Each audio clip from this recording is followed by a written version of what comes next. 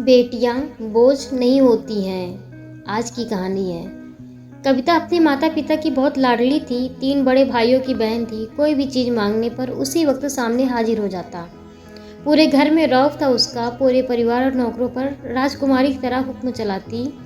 School में भी पूरा रौब था उसका। बड़े घर की लाडली जो थी। ऐसे ही उसने कॉलेज में दाखिला लिया। उसके ठाट बाट, बड़ी गाड़ी में आना जाना, हर दिन नया फैशन देखकर हर कोई उससे दोस्ती करना चाहता था। थोड़े ही दिनों में उसके बहुत से दोस्त बन गए। पूरे कॉलेज में उसकी अपनी ही एक पहचान थी। इन दिनों उसके घर एक रिश्ता आया। खानदानी लोग थे और पापा की पुरानी जान पहचान थी। उनके साथ कविता के साथ कोई ज़बरदस्ती नहीं थी, पर कविता ने फिर भी हाँ कर दी, क्योंकि वह अपने परिवार से बहुत प्यार करती थी। वह जानती थी कि वह लोग उसका अच्छा ही सोचेंगे। लड़के का नाम राज था। राज काफ़ी पढ़ा लिखा और समझदार लड़का था। ससुराल वाले भी बहुत अच्छे थे। ससुराल में कविता की जगह वैसे ही थी जैसे कि मायके में। कोई भी कार्य कविता की सलाह के बिना नहीं होता था। सबकी लाडली बहू बन गई थी। फिर उसके घर एक बेटे का जन्म हुआ। राहुल कविता को जान से प्यारा था। पोता पाकर ससुराल वाले तो फूले नहीं समाते। कविता कभी कभी सोचती कि उसकी किस्मत कितनी अच्छी है। उसका हर अपना उसे कितना प्यार करता है। चाहे जीवन में कैसा भी समय आए, मेरे अपने हमेशा मेरे साथ हैं। मैं कभी अकेला नहीं हो सकता।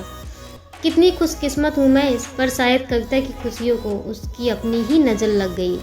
एक दिन वह मायके जाने की जिद कर बैठी। राज को बहुत काम था, लेकिन वह फिर भी उसे ले गया। रास्ते में उनकी गाड़ी अन्य गाड़ी से टकरा गई। कविता, राज और राहुल बहुत बुरी तरह से जख्मी हो गए। काफ़ी दिनों के इलाज के बाद राज और राहुल तो ठीक हो गए, लेकिन कविता पूरी तरह ठीक न हो सकी। सर पर चोट लगने के कारण वह अपनी आंखों की रोशनी खो बैठी। अब कविता की किस्मत जैसे उल्टे पांव चलने लगी। मायके वाले कुछ दिनों तक उसे मिलने आते रहे, फिर कभी कभार फ़ोन ही करके पूछ लेते कि अब कैसी हो। धीरे धीरे ये सिलसिला भी कम हो गया। ससुराल वालों की सहानुभूति भी कम होने लगी।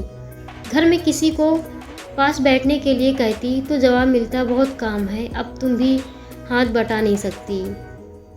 राज भी चिड़चिड़ा हो गया था। बस राहुल ही था उसके साथ, जिसके साथ हंसते खेलते उसका वक्त गुजरता। एक दिन कविता के हाथ से कुछ सामान गिर गया, जिसकी वजह से राहुल को हल्की सी चोट लग गई। कविता के सास ससुर ने राहुल को उससे अलग कर दिया कि कहीं उसने न देखने की वजह से बच्चे का कोई नुकसान न हो जाए। कविता अंदर से टूट चुकी थी। एक दिन उसके सबके सामने मायके जाने की इच्छा रखी तो राज उसे तुरंत मायके छोड़ दिया, जैसे कि वह भी चाहता था। लेकिन राहुल को उसके साथ नहीं भेजा गया। कविता कभी राहुल से दूर नहीं रही थी, पर अपनी कमी के कारण उसने ज़्यादा बहस नहीं की। कविता को लगा कि वह 3-4 दिन वहाँ रहेगी तो थोड़ा हवा पानी बदल जाएगा, क्योंकि वह कितने दिनों से कहीं भी बाहर नहीं गई थी। घर वाले भी इतने दिनों बाद उसे देखकर कितने खुश होंगे। कविता के घर पहुंचने पर सब लोग बहुत खुश हुए। खाने में सब कुछ कविता की पसंद का ही बना था। उसने अपने मम्मी पापा और भाई भाभीयों से दिल खोलकर बातें की। उनके छोटे छोटे बच्चे भी बुआ के साथ घुल मिल गए थे। रात को सोने के वक्त जब वह कपड़े बदलने लगी तो उसे पता चला कि उसका बैग तो बहुत भरा हुआ था। वह सब समझ गई। वह बहुत उदास हो गई। कुछ दिनों तक तो सब ठीक रहा, फिर जैसे सब बदलने लगा। सबका व्यवहार बदल रहा था। वह लोग जैसे थक चुके थे उससे। सब लोग घुमा फिरा कर पूछने लगे कि राज कब आ रहा है उसे ले जाने। वह बहाना बना देती, जबकि वह जानती थी कि उस घर में अब उसके लिए कोई जगह नहीं।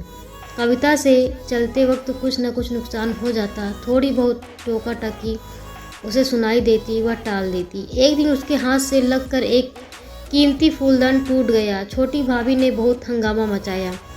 कविता के माता पिता रोज रोज के झमेलों से तंग आ गए थे।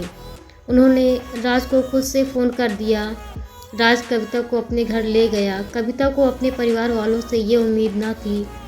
जिस कविता के कहे बिना घर में एक पत्ता भी नहीं हिलता था, उस घर के लिए वह अब बोझ बन चुकी थी।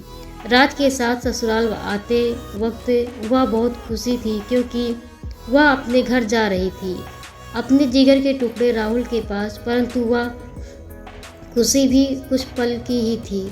सारा बंदोबस्त पहले ही किया हुआ था।